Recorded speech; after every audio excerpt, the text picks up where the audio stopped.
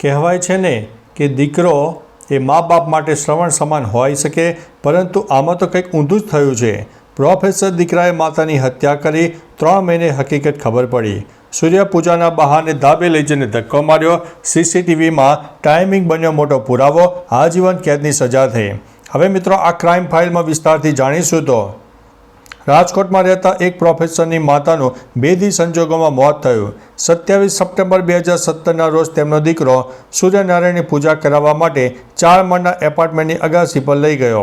તેમના દીકરાએ પોલીસને જે તે સમયે આપેલા નિવેદન મુજબ જ્યારે તે કળશ લેવા માટે નીચે આવ્યો હતો તે દરમિયાન તેમની માતા ધાબા પરથી નીચે પડી ગયા અને તેના દાવા પ્રમાણે જયશ્રીબેને બીમારીથી કંટાળીને પોતાનો જીવ આપ્યો હશે તેવું કહેવામાં આવ્યું.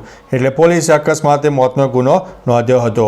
જો કે આ ઘટનાના 3 મહિના બાદ એટલે કે જાન્યુઆરી 2018ના એક દિવસે પોલીસને નનામો પત્ર મળ્યો, જેમાં લખ્યું હતું કે જયશ્રીબેનને હત્યા કરવામાં આવી છે અને તેમને ધક્કો મારીને ફેંકી દેવામાં આવ્યો છે.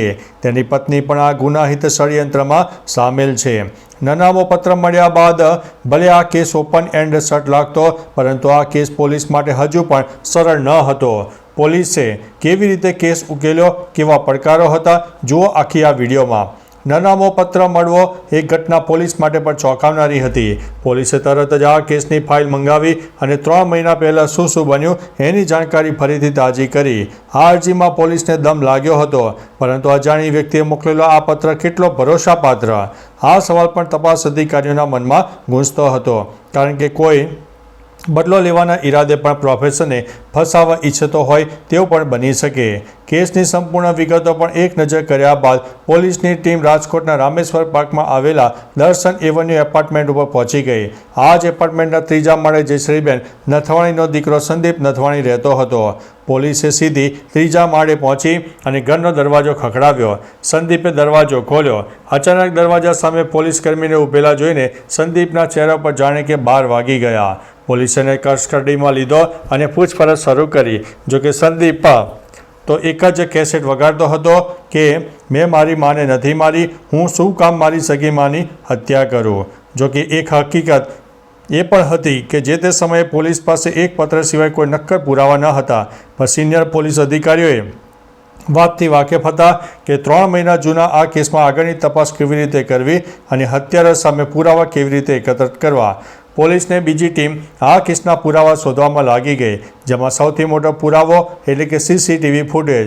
સંદીપની કમનસીબી કહો, કુદરતનો ન્યાય કે પછી અજાણ્યો પત્ર લખનારની મહેરબાની.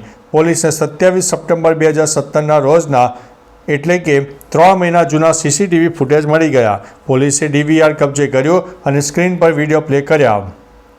3 મહિનાના જૂના આ ફૂટેજમાં પ્રોફેસર સંદીપ નથવાણી સવારના 8:27 ઘરની બહાર નીકળતો દેખાયો. સંદીપે જયશ્રીબેનને પાછળથી પકડી રાખ્યા. ધીમા ડગલે જયશ્રીબેન દીકરાના સહારે બહાર પણ આવ્યા. લગભગ 4 મિનિટ સુધી સંદીપ નથવાણી પોતાની માતાની અગાસી પર લઈ જવા માટે સતત પ્રયત્ન કરતો સીસીટીવીમાં દેખાયો હતો. જયશ્રીબેન આ ફૂટેજમાં ખૂબ જ બીમાર લાગતા હતા અને તેમનાથી ઊભી રહી શકાય એવી પણ પરિસ્થિતિ ન હતી. લગભગ 1 મિનિટ બાદ એટલે કે 8:28 સંદીપ નીચે બેસીને કદાચ તેની માતાને ચંપલ પહેરાવતો હતો ત્યારે ઘરમાંથી એક મહિલા દરવાજા સુધી આવી અને ધડામ દઈને દરવાજો બંધ કરી દીધો. મા દીકરો હજુ પણ દરવાજાની નજીક ઊભા હતા. જયશ્રીબેન માટે એક ડગલું પણ માંડવું અઘરું હતું. સંદીપ તેમને સીડી પાસે લઈ ગયો અને પગ પકડીને પગથિયા ઉપર મૂક્યા. પછી મહા મહેનતે એક બાદ એક પગથિયા તેઓ ચડતા ગયા. 20 મિનિટ બાદ એટલે કે 8:57 સંદીપ એકલો જ અગાસી પરથી પાછો આવતો સીસીટીવી ફૂટેજમાં જોવા મળ્યો. એકદમ શાંતિથી આવીને તેણે ઘરનો દરવાજો ખોલ્યો, અંદર ગયો અને તરત જ દરવાજો બંધ કરી દીધો. સંદીપ ઘરની અંદર ગયો એની બીજી જ મિનિટે નીચેના માળથી એક ભાઈ દોડતા દોડતા ઉપર આવ્યા. તેણે સંદીપના ઘરનો દરવાજો ખટખટાવ્યો અને સાથે બેલ પણ વગાડ્યો. થોડી જ સેકન્ડોમાં સંદીપે કપડાથી હાથ લૂછતા દરવાજો ખોલ્યો. પેલા ભાઈએ જયશ્રીબેન પડી ગયા હોવાનું કહ્યું છે એટલે સંદીપ પાછો ઘરમાં ઘૂસ્યો. જેનાથી હાથ લૂછતો હતો એ કપડું સોફા પર મૂક્યો અને ચપ્પલ પહેરીને દોડી ગયો. સીસીટીવી કેમેરામાં રેકોર્ડ થયેલી આ ઘટના એક મોટો પુરાવો તો હતી, પરંતુ સંદીપને હત્યારો સાબિત કરવા માટે પૂરતી ન કહેવાય, કારણ કે નનામા પત્રમાં થયેલા દાવા પ્રમાણે સંદીપે જ તેની માતાને છત પરથી લઈ જઈને ધક્કો માર્યો હોય તેવા કોઈ મોટા પુરાવા નહોતા. સંદીપને ધક્કો મારતા કોઈએ જોયો ન હતો. એટલે કે આ કેસની તપાસ માટે હવે પોલીસે ખૂબ જ સમજદારીથી કામ કરવાની જરૂર હતી. બીજી તરફ સંદીપ પણ કબૂલી રહ્યો ન હતો. તેણે જ જયશ્રીબેનને અગાસી ઉપરથી નીચે ફેંક્યા હતા તેવું તે કબૂલતો ન હતો. એ સમયના ડીસીપી કરણરાજ વાઘેલા આ કેસનું મોનિટરિંગ કરી રહ્યા હતા.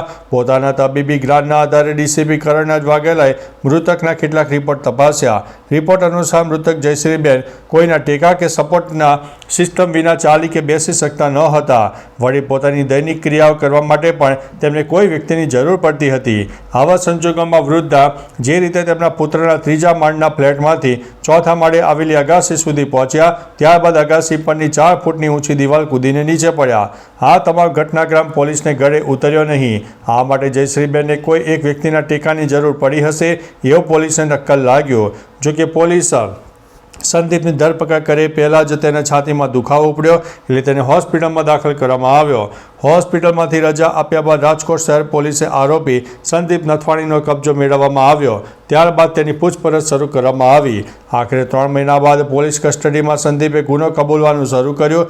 સંદીપે પોલીસને જણાવ્યું કે મારી મા સતત બીમાર રહેતી હતી.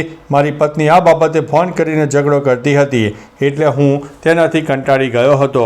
આમ પત્નીના રોજ ઝઘડાથી કંટાળીને પ્રોફેસર પુત્રએ જ માતાને ચોથા માળથી નીચે ફેંક્યા. પૂછપરછ કર્યા બાદ પોલીસ સંદીપને લઈને તેના ઘરે ગઈ, જ્યાં તેની પાસે આખા ઘટનાનું રિકન્સ્ટ્રક્શન કરાવ્યું. રાજકોટના તત્કાલીન ડીસીપી કરણરાજ વાઘેલાએ જણાવ્યું કે સંદીપના કહેવા મુજબ તેની માતાને સૂર્યપ્રકાશ મળી રહે તેમાં સૂર્યનારાયણની પૂજા કરવા માટે રોજ ધાબા ઉપર લઈ જતો હતો. એ દિવસે પણ ધાબા ઉપર લઈ ગયો. ત્યારબાદ માતાને કહેવાથી સૂર્યનારાયણને જળ ચડાવવા માટે પાણીનું કળશ લેવા માટે નીચે આવ્યો. એ સમયે બનાવ બન્યો હતો. કરણરાજ વાઘેલાએ કહ્યું કે દીકરો પોતે જ માતાની હત્યા કરે એવું તેમને લાગતું ન હતું. એવું વિચારી પણ ન શકાય કે જે દીકરો પોતાની માતાને આટલો સાચવતો હોય, દાખલ કરાવતો હોય, દરરોજ ધાબે લઈ જઈને પૂજા કરાવતો હોય, તે હત્યા કઈ રીતે કરી શકે. પરંતુ મેડિકલ રિપોર્ટ અને સીસીટીવી ફૂટેજના આધારે એમને ખ્યાલ આવ્યો કે જયશ્રીબેન નથવાણી કોઈ પણ સપોર્ટ વગર ચાલી શકે એમ ન હતા. એ સંજોગોમાં તેઓ ધાબા પર 10 ફૂટ ચાલીને 4 ફૂટ ઊંચી પાળી સુધી પહોંચી જાય અને નીચે પડે એ વાત શંકા ઉપજાવે તેવી હતી. સંદીપે અગાઉ નિવેદન આપ્યું હતું કે જ્યારે તેની માતાનું મૃત્યુ થયું ત્યારે કળશ લેવા માટે નીચે આવ્યો, પરંતુ ફ્લેટના પાર્કિંગ એરિયામાં જ તેમજ જે તે ફ્લોર ઉપરથી લાગેલા સીસીટીવી ફૂટેજમાં અમે ટાઈમ ફ્રેમ સાથે ઘટનાક્રમ જોયો, જેમાં જયશ્રીબેન 8:56 અને 39 સેકન્ડે નીચે પડ્યા. એ બનાવના સમયે સંદીપની હાજરી ધાબા પર જ હતી. એટલે કે ગુનાને અંજામ આપ્યા બાદ પોતાની જ માતાના ચંપલ પહેરીને ત્રીજા માળે આવ્યો હતો. ત્યારે સંદીપ એકનો એક દીકરો હતો અને 2 બહેનો હતી, જેમાંથી એક બહેનના લગ્ન થઈ ગયા હતા, જ્યારે બીજી બહેન અપરિણિત હોવાને કારણે સામાજિક ચિંતા રહેતી હતી. આ ઉપરાંત માતાને બ્રેન હેમરેજ થતાં ઘરમાં કકળાટ થયો હતો. એટલે કંટાળીને સંદીપે પગલું ભર્યું હતું. સરકારી વકીલ મહેશભાઈ જોશી અને પ્રશાંતભાઈએ કેટલાક સાક્ષી પુરાવા ચકાસ્યા હતા અને 28 મૌખિક તેમજ 27 દસ્તાવેજી પુરાવા રજૂ કર્યા. કોર્ટમાં સરકારી વકીલે રેસ્ટેર ઓફ રેરનો કેસ ગણાવ્યો. આરોપી સંદીપે તેની બીમાર માતાને પરાણે અગાસી પર લઈ ગયો અને એ દ્રશ્ય જયશ્રીબેન સાથે અગાસી પર તેની હાજરી અને જયશ્રીબેન ભોંય તળે પડ્યા એ વખતે પણ આરોપી સંદીપ અગાસી પરની હાજરીનો ટાઈમિંગ સીસીટીવીમાં કેદ થઈ ગયો હતો. તમામ પુરાવાને મિત્રો ધ્યાનમાં રાખીને સેશન કોર્ટે અને જજ PN દવે આ કોર્ટના કેસમાં 3 વર્ષ 1 મહિનો અને 29 દિવસ બાદ ચુકાદો આપ્યો, જેમાં સંદીપ નથવાણીને કસૂરવાર ઠેરવીને આજીવન કેદની સજા ફટકારવામાં આવી છે. તો ચાલો મિત્રો, ફરીથી દેશ અને દુનિયાના સુપરફાસ્ટ સમાચાર લઈને મળતા રહીશું. ત્યાં સુધી અમને રજા આપશો. નમસ્તે.